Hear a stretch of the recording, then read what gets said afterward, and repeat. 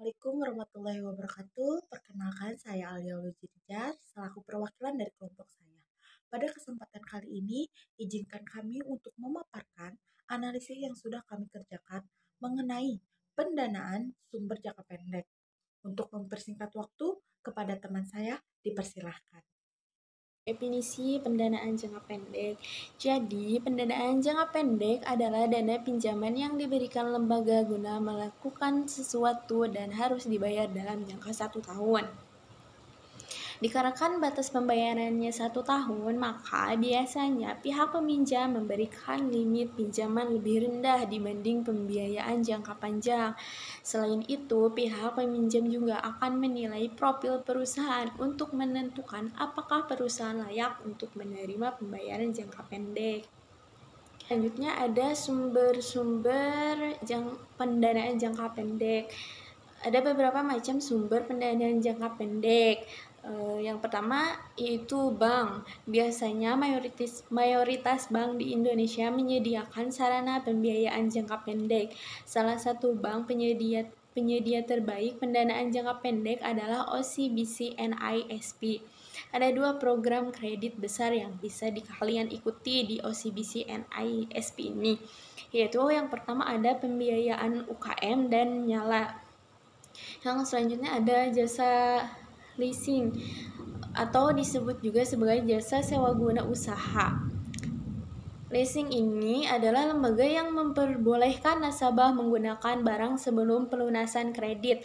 Penggunaan leasing dapat membawa pulang barang kreditnya lebih dahulu dengan kewajiban membayar cicilan tiap bulan sesuai kesepakatan.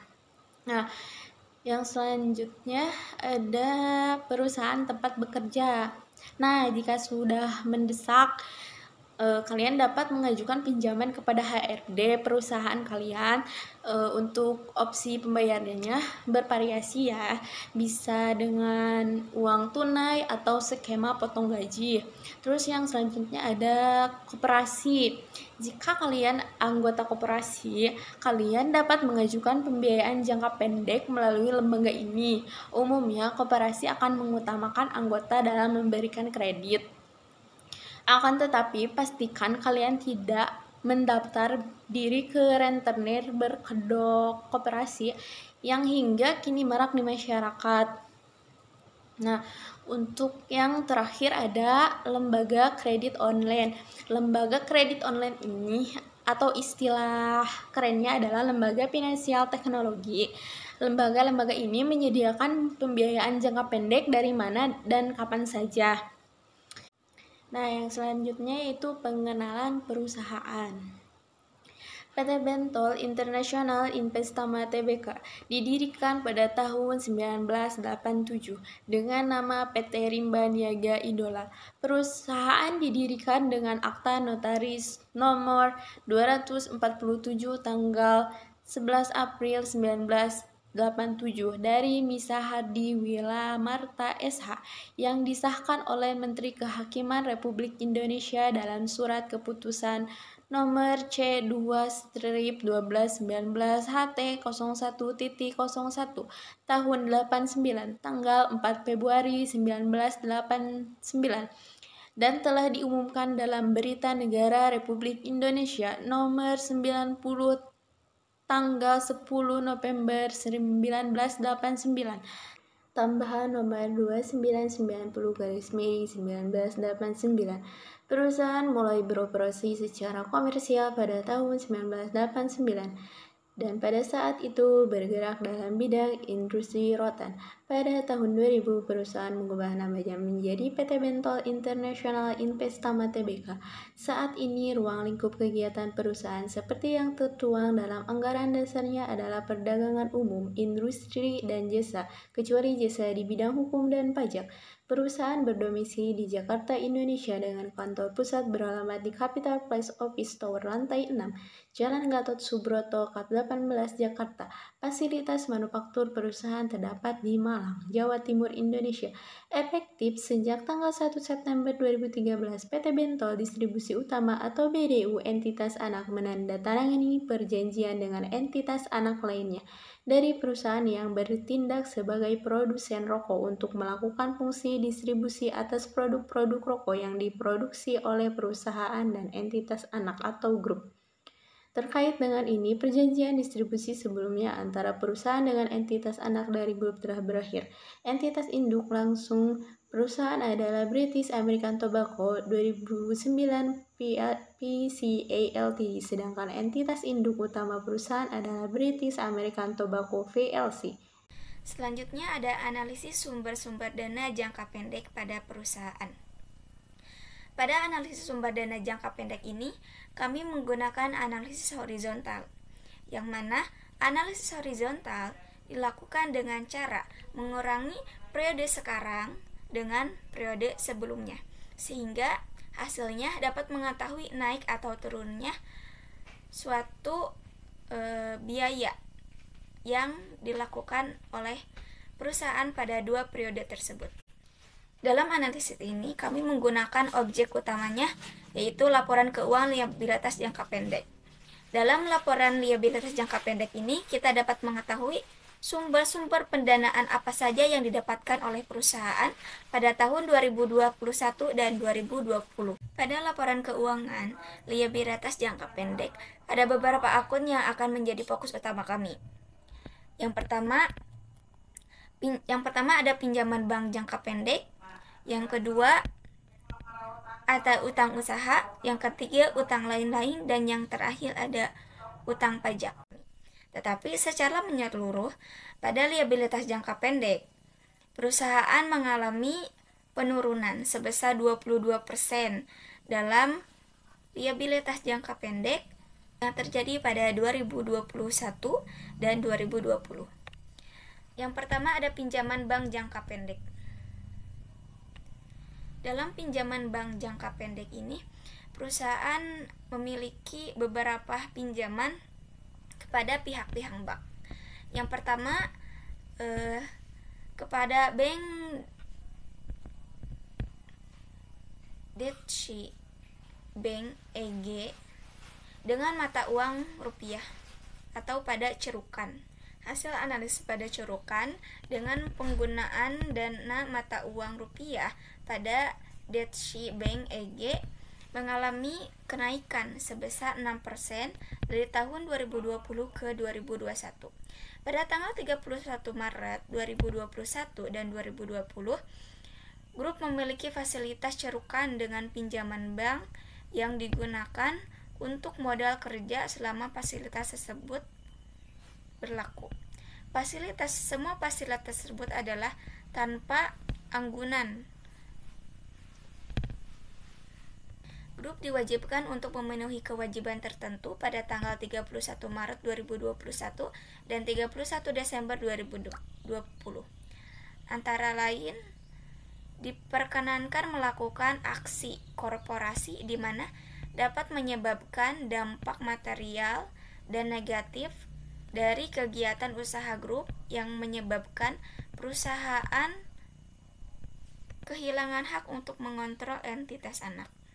Kemudian pinjaman selanjutnya adalah kepada 3 bank dengan mata uang rupiah, yaitu yang pertama kepada Citibank NA sebesar 400.000 pada tahun 2020 dan The Hong Kong and City Shanghai.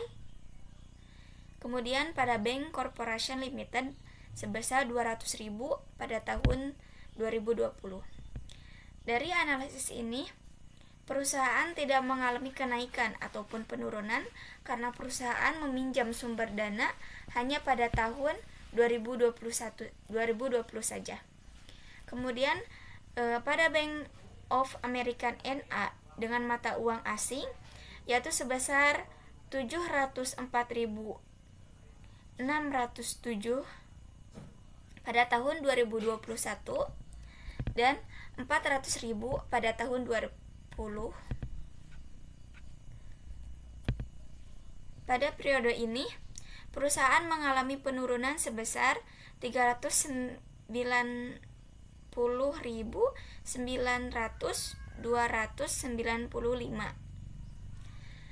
Secara keseluruhan, pada peminjaman bank, perusahaan mengalami penurunan sebesar 22%. Yang selanjutnya yaitu ada utang usaha. Yang pertama yaitu ada dari Brit American Tobacco Globally Full Limited. Ada penaikan sebesar 73%, di mana utang usaha pada tahun 2020 sebesar 63,291 dan tahun 2021 sebesar 109,629. Selanjutnya yaitu Brit American Tobacco Singapore Private Limited. Ada penurunan sebesar 24%, di mana utang usaha pada tahun 2020 sebesar 86115 dan 2021 sebesar 655,6. Selanjutnya yaitu ada Nico Ventures Trading Limited. Ada kenaikan sebesar 50%, di mana utang usaha tahun 2020 sebesar 4303 dan 2021 sebesar 6437. Selanjutnya yaitu Brit American Tobacco Cambodia. Kenaikannya sebesar 100% karena pada tahun 2021 dia tidak memiliki utang usaha. Selanjutnya yaitu Brit American Tobacco Korean Manufacture Ltd.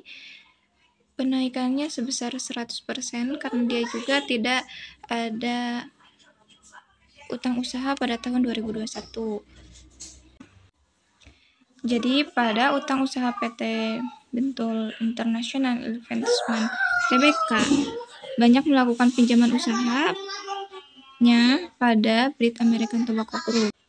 Hal ini dikarenakan karena PT Bentoel International Investment merupakan anggota atau anak perusahaan dari Brit American Tobacco Group, yang mana perusahaan Brit American Tobacco ini adalah produsen rokok di Indonesia. Jadi hasil analisis menunjukkan bahwa utang usaha yang dimiliki oleh PT Bentoel International Investment Tbk secara keseluruhan mengalami peningkatan dengan persentase dari 1,165% pada tahun 2020 menjadi 2,19% pada tahun 2021. Baik, selanjutnya adalah utang lain-lainnya. Sama halnya dengan utang usaha, utang lain-lain pada PT Bentoel International Investment Tbk juga tidak luput dari British American Tobacco Group. Hasil analisis kami menunjukkan pada utang-utang lain mengalami penurunan dengan persentase 0,19 pada tahun 2020 menjadi 0,11% pada tahun 2021. Contohnya seperti pada salah satu akun yaitu British American Tobacco pada akun pertama di utang lain-lainnya di tahun 2020 memiliki 5.358 dan mengalami penurunan di tahun 2021 yang menjadi 2.915. Selanjutnya, pada akun Holding Limited Nikon Ventures Trading Limit, itu pada tahun 2020 tidak adanya saldo, sedangkan di tahun 2021 memiliki saldo 1.488. Terus pada akun British American Tobacco di akun lainnya seperti di tabel mengalami kenaikan yang awalnya pada tahun 2020 memiliki saldo 231, mengalami kenaikan di tahun 2021 menjadi 1.064. Selanjutnya akun Service Center SDNBHD mengalami penurunan, yaitu di tahun 2020 memiliki saldo 2.155 dan pada tahun 2021 menjadi 8. Dan yang terakhir adalah akun British American Tobacco lain-lain yang masing-masing Rp1.000. Itu memiliki saldo di tahun 2020 sebesar 4.852 dan 12.596. Dan mengalami penurunan di tahun 2021 sebesar 1.014 dan 6.489. Dan yang terakhir untuk utang pajak, sampai dengan 31 Maret 2021, grup telah menerima beberapa surat ketetapan pajak untuk berbagai tahun pajak. Grup menyetujui sebagian ketetapan pajak tersebut dan telah membukukan tambahan beban sebesar 64.835. Sedangkan pada 2020 sebesar 52.903 yang tertera dalam laporan laba rugi dan penghasilan komprehensif lain konsolidasian. Grup juga telah menerima surat keputusan banding yang menyetujui pengembalian pajak atas pajak lainnya sebesar Rp108 untuk tahun pajak 2014. Atas jumlah sisanya, grup telah mengajukan keberatan dan banding. Pada tanggal 31 Maret 2021 dan 31 Desember 2020, jumlah ketetapan pajak masih dalam proses keberatan dan banding. Berdasarkan hasil penelaahan banding atas keterpulihan dari klaim pengembalian pajak pada akhir tahun, manajemen berkeyakinan bahwa cadangan telah mencukupi untuk menutupi kemungkinan tidak tertagihnya klaim pengembalian pajak. Terlepas dari itu, hasil analisis kami menunjukkan bahwa utang pajak PT Bentul International Investama Tbk mengalami kenaikan sebesar 57%, yang mana di tahun 2020 utang pajak sebesar 19.606 menjadi 30.784 pada tahun 2021. Hasil tersebut didapatkan dari beberapa utang pajak, di antaranya utang pajak penghasilan badan atau entitas anak di 31 Desember 2020 itu tidak ada atau tidak tertera, sedangkan pada 31 Maret 2021 sebesar 18.463. Kemudian, utang pajak lainnya yaitu pajak penghasilan, yang mana jumlah utang pajak penghasilan pada perusahaan di tahun 2020 sebesar 9.037 dan di tahun 2021 sebesar 3.126, maka utang pajak penghasilan mengalami penurunan sebesar 65%. Dan jumlah utang pajak penghasilan entitas anak di tahun 2020 sebesar 19.606 dan di tahun 2021 sebesar 12.321, maka utang pajak penghasilan pada entitas anak ini mengalami penurunan sebesar 13%. Sehingga jika dijumlahkan, utang pajak lainnya atau utang pajak penghasilan ini pada tahun 2020 sebesar 19.606 dan di tahun 2021 sebesar 12.321, maka jumlah utang pajak lainnya ini mengalami penurunan sebesar 37%. Jadi kesimpulannya, pada PT Bentol ini ternyata mendapat kenaikan dan penurunan. Contohnya pada utang lain-lainnya, PT Bentol mengalami penurunan, sedangkan di utang pajak mengalami kenaikan. Baik, sekian pemaparan dari kami. Mohon maaf bila ada kesalahan dan kurang berkenan di hati, mohon dimaafkan. Beli nangka ke kota, jangan lupa membeli alpukat. Demikian presentasi dari kita, semoga bermanfaat. Wassalamualaikum warahmatullahi wabarakatuh.